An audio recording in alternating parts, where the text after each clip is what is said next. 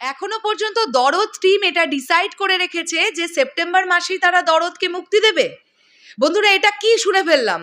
মানে এইরকম একটা বিষয় একটা পার্টিকুলার ইন্টারভিউতে অনন্য মামুন ভাইয়া বলেছেন, এমনটাই তো জানাচ্ছে ইত্তেফাক বলে যে পত্রিকাটি আছে বাংলাদেশের তারা। হ্যালো আমার সাকিবিয়ান ভাইরা বোনেরা, চলে এলাম আরও একটা নতুন ভিডিও নিয়ে। আশা করছি তোমরা সকলে ভালো আছো। এখন আমরা এই ভিডিওতে দরদ নিয়ে কথা বলবো এবং বাংলাদেশের এক্স্যাক্টলি মানে যে চলচ্চিত্র অঙ্গনের যে সিনারিও, সেই বিষয়টা নিয়েও একটু একটু কথা হয়েছে একটা পার্টিকুলার ইন্টারভিউতে। অবশ্যই ধন্যবাদ দেবো আমার সাকিবিয়ান ভাইদের বোনেদের, তোমরা যে এত ভালোবেসে আমাকে এই বিষয়টা মানে এই ইন্টারভিউয়ের লিঙ্কটা পাঠিয়েছো এবং তোমরা বলেছো দিদি এটা নিয়ে তুমি ভিডিও করো। তোমাদেরকে অনেক অনেক ধন্যবাদ এইভাবে আমাকে লিঙ্কটা পাঠাবার জন্য এতজন মিলে। এবার আমরা দেখি যে হেডলাইন কি করা হয়েছে। সিনেমা বাতিল করার ক্ষমতা কারো থাকা উচিত নয়। খবরটি মানে ইন্টারভিউটি নিয়েছেন এম.এ. রুবেল আর প্রকাশ করা হয়েছে 12ই অগস্ট অর্থাৎ আজকে সকাল 8:57 সময়। নির্মাতা অনন্য মামুন আগামী সেপ্টেম্বরে মুক্তি প্রতীক্ষিত দরদ সিনেমা নিয়ে রয়েছেন আলোচনায়। আগামী পাশাপাশি দেশের চলমান সংকট এবং ইন্ডাস্ট্রি প্রসঙ্গেও সরব ভূমিকা পালন করেছেন তিনি। সার্বিক এই বিষয়গুলো নিয়ে কথা বললেন ইত্তেফাকের সঙ্গে। সাক্ষাৎকার নিয়েছেন এ.এম. রুবেল। প্রথম প্রশ্ন রাখা হয় মামুন ভাইয়ার কাছে। মুক্তির ঘোষণা দিয়ে প্রচারণায় আসার কথা বলেছিলেন, সেই সিদ্ধান্ত থেকে সরেও দাঁড়িয়েছেন। নির্ধারিত সময় দরদ আদেও মুক্তি পাবে কিনা? উত্তরে অনন্য মামুন ভাইয়া বলেন, আমরা এখনো সেপ্টেম্বরে মুক্তির চিন্তাই করছি। ওরে বাপরে বাপ, সেপ্টেম্বরেই এখনো দরদ মুক্তি পাবে এরকমই চিন্তা ভাবনা দরদ টিম করছে, এটা আমরা জানতে পারছি। এখনো তারিখটা বলছি না, কারণ সার্বিক পরিস্থিতি তো এখনো ঠিক হয়নি। তাহলে কি আমরা একটা আশা রাখতে পারি যে সেপ্টেম্বর মাসেই মুক্তি পেতে চলেছে মেগাস্টার শাকিব খানের প্রথম প্যান ইন্ডিয়ান সিনেমা দরদ? বুঝতে পারছি না কিন্তু ভাই কি হচ্ছে। এর পরবর্তী প্রশ্ন, দরদ নিয়ে দর্শকদের মনে কৌতূহল রয়েছে যেমন, তেমনি আপনিও আশার কথা শোনাচ্ছেন। আসলে এটা কি শাকিবের কারণে নাকি অন্য কোনো বিষয় আছে?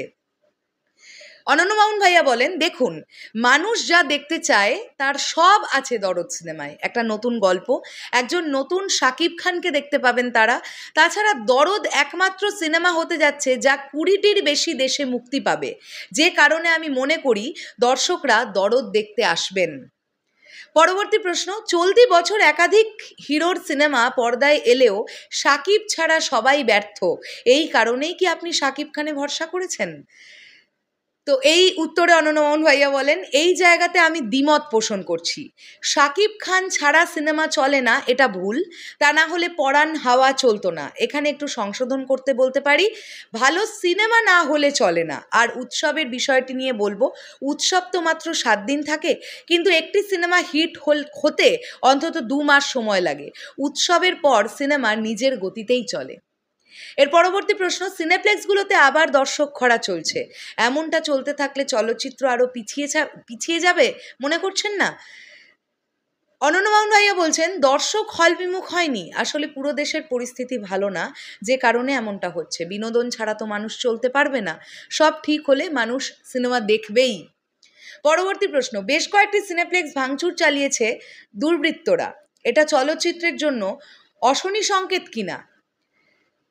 অনন্য মামুন ভাইয়া বলেন, রাজশাহী সহ বিভিন্ন স্থানে সিনেমা হল ভাঙা হয়েছে, এটা চলচ্চিত্র ধ্বংসের একটা চিন্তাভাবনা। সিনেপ্লেক্সের জন্যেই কিন্তু নতুন পরিবেশ এবং নতুন দর্শক তৈরি হয়েছে। আমরাও বড় বাজেটের সিনেমা বানানোর পরিকল্পনা করছি, কিন্তু এ ধরনের কর্মকাণ্ড তো আমাদের জন্য বড় আঘাত। পরবর্তী প্রশ্ন, নতুন সরকার গঠনের পর অনেকেই আশায় বুক বাঁধছেন, মামুন কি স্বপ্ন দেখছে? অনন্য মামুন ভাইয়া বলেন, দেখুন এই চলচ্চিত্রের জন্য কিন্তু আমি জেলও খেটেছি। আমি স্বপ্ন দেখি প্রতি বছর অন্তত 10টা 100 কোটি টাকা বাজেটের সিনেমা হবে এবং বলিউডের মতো আমরাও যাতে বলতে পারি বাংলা ফিল্ম ইন্ডাস্ট্রি। পরবর্তী প্রশ্ন, এর আগে একাধিক সিনেমা সেন্সরে আটকে দেওয়া হয়েছে, নতুন সময়ের পরিবর্তনের ছোঁয়া সিনেমাতেও লাগবে মনে করছেন? অনন্য মামুন ভাইয়া বলেন, আমার মনে হয় যাদের আন্দোলনে নতুন করে স্বাধীনতা পেলাম তারা সিনেমার বিষয়টাও বুঝবে। সিনেমা আপনি কেটে দিতে পারেন, বলতে পারেন এই 30 মিনিট বা 1 ঘন্টা আপনি চালাতে পারেন, কিন্তু সিনেমা আটকে দিতে পারেন না। সিনেমা বাতিল করার ক্ষমতা কারও থাকা উচিত নয়। এর পরবর্তী প্রশ্ন, অন্যান্য দেশে বিগ বাজেটের সিনেমা ওটিটিতে মুক্তি পাচ্ছে, ভালো ব্যবসাও করছে, আমাদের সিনেমা ওটিটি সহযোগী প্ল্যাটফর্ম হতে পেরেছে বলে মনে করছেন? অনন্য মামুন ভাইয়া বলেন, আমরাও কিন্তু ওটিটিতে ভালো অবস্থানে পৌঁছে গেছি, বেশ কয়েকটি প্ল্যাটফর্ম দাঁড়িয়ে গেছে, অনেক ভালো কাজ হচ্ছে, আমি নিজেও কিন্তু কাজ শুরু করেছি। তো এটা একটা দারুণ ইন্টারভিউ পড়লাম, যেটা পড়ে খুবই ভালো লাগলো, বেশ ভালো লাগলো। দেখো বন্ধুরা, একটা জিনিস তো এটা অস্বীকার করার কোনো জায়গাই নেই যে প্রত্যেক বছরে হয়তো একটা করে বা দুটো করে হাওয়া বা পরাণের মতন সিনেমা আসবে, কিন্তু প্রত্যেক বছরে যদি মেগাস্টার শাকিব খান 3টে বা 4টে করে সিনেমা করেন, সেই 3-4টে সিনেমাই ব্লকবাস্টার তকমাটা পাবে, এটা বাঁধা।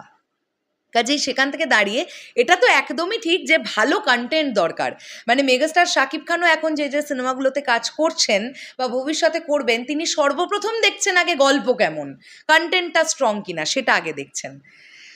তো আমরা চাইবো বাংলা সিনেমার উন্নতি হোক, ডেফিনেটলি বাংলা সিনেমা 100 কোটির ক্লাবে ঢুকে যাক, এবং আমরা চাইবো দরদি সেটা করে দেখাক।